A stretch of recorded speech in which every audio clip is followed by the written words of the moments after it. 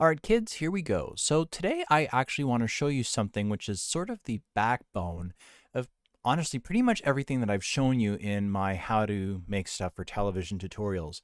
You've seen me talk about how to do a proper 3-2 pull down from a 23.976 source, which is very important, how to remove it, which is also extremely important, and I've also talked about multi-channel, 8-channel, multi-channel masters, how to basically set that in your project to export. But one of the things that I have not done is I have not actually provided a preset setup that will pretty much get you automatically when you actually export the file so that the network that you're actually going to be providing this to will be able to read it and parse it and get your show on the air. So I don't know why it didn't occur to me to do that. I mean, obviously the majority of you have been doing okay and have been, I guess I've been pretty clear with my tutorials, but this is just one of those things that might make things just a little bit easier. So I'm going to show you how to do that. And it's super, super easy. So I'm just going to show you what I do. And this will work pretty much anywhere across North America. And if you make it 25 frames per second, it will work in the United Kingdom and across Europe that's using PAL. But for the purposes of this tutorial, we are going to do it in NTSC. All right, so I'm up in the File menu. I'll just do that again. So we're going to click File, and we're going to go to Export, and we're going to go to Media, or you can do Control M if you like. So we're going to click that. So now we are actually where all the magic is going to happen. So I'm actually going to show you the settings that you're going to want to use. I'm going to make this a little bigger here so that it's a little easier to see what we're doing. And actually, I'm going to make this a little smaller because we are a bit more concerned with all the crap that's over here. All right, so the first thing that we're going to do is we're going to change some stuff. We are going to, don't worry about my, well, this happens to be 2997, which is what we're going to base that on, but I'm just doing it to show you. All right, so the first thing that we're going to do is we're going to actually change our format. We are not going to be exporting this as H.264. It is a lossy format. It can be used for broadcast, but we're not going to do that. I'm trying to give you an overall format that pretty much every network in North America will accept. So we're going to actually change that.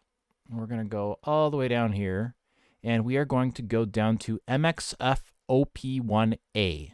So that's actually what we're going to select. Some people call it Opia, MXF-Opia, or whatever. You can call it whatever the hell you want, but this is what we're going to select. So this is actually our wrapper. This is basically how we want this to go. So it's going to be an MXF file.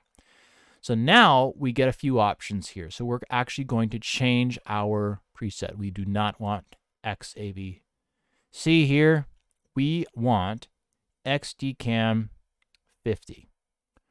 So we want XDCAM 50. Now there's a few options here. Actually, there's a ton of options here. So what we're probably going to pick, we don't want EX35. So we're actually going to pick this guy down here. We're going to pick XDCAM HD50 NTSC 60i. That's what we're going to select. So there we go. So right off the bat, this has made our lives a lot easier because we are in 29.97, which is the frame rate that we want. It already knows that we want upper first. It already knows that we want square pixels, and it already knows all the kinds of crap that we normally have to tell it. So right off the bat, this is a codec that pretty much every North American ingest server will take, and the master control people will love you because if you do this, it will work. So this is really good. And you can see that it's actually changed the output here. So we're just going to change something a little bit. So right now, as far as audio is concerned, we are good to go. Everything looks good. 29.97, field order upper first, square pixels, blah, blah, blah, blah, blah. That all looks fine. You don't need to worry about render at maximum depth. It actually really increases your render time. This is actually going to look really good as long as your source is good and you're in the same frame rate. You are fine. You don't need to add additional maximum render quality time to the render. It will look fine. The Sony codec is very good. So our video is fine. So we don't need to do anything else. Now we're going to go over to audio. So we are actually going to change our audio, right? So again, we are going to presume that we are going to a television network that is going to want multi-channel. So right off the bat, we're going to change this because right now it's saying 2-channel. We want to change that to 8.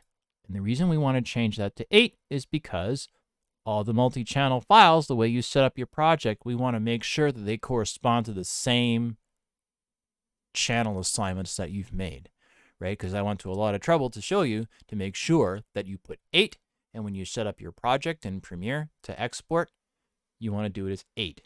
So much like that, you want to set this to 8, right? So that when it sees that there's 8 channels, it doesn't do something weird. So you just want to make sure that it's 8 and 8, but you do need to tell it that. The other thing that you want to do is you want to make sure that your captions are in there. Now this file doesn't have any captions in it, but you're going to want to make sure that they are included. Okay. So, and you don't want it to burn in, you want to pick the bottom one. That will be the one that will include the captions in the file, and then it will work.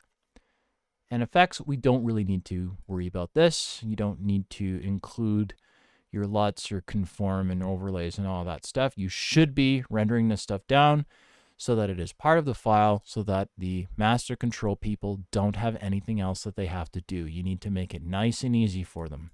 And you can change it to whatever you want.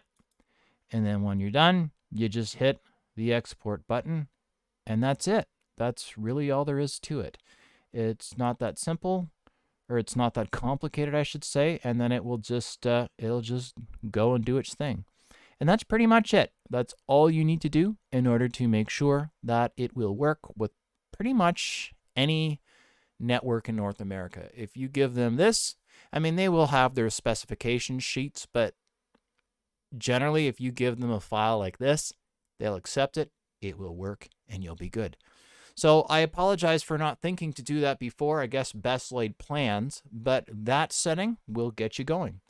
So as always, if this helped you, please do subscribe. If it didn't help you, please subscribe anyway, and leave a comment if there's anything that you want to know in particular how to do with this.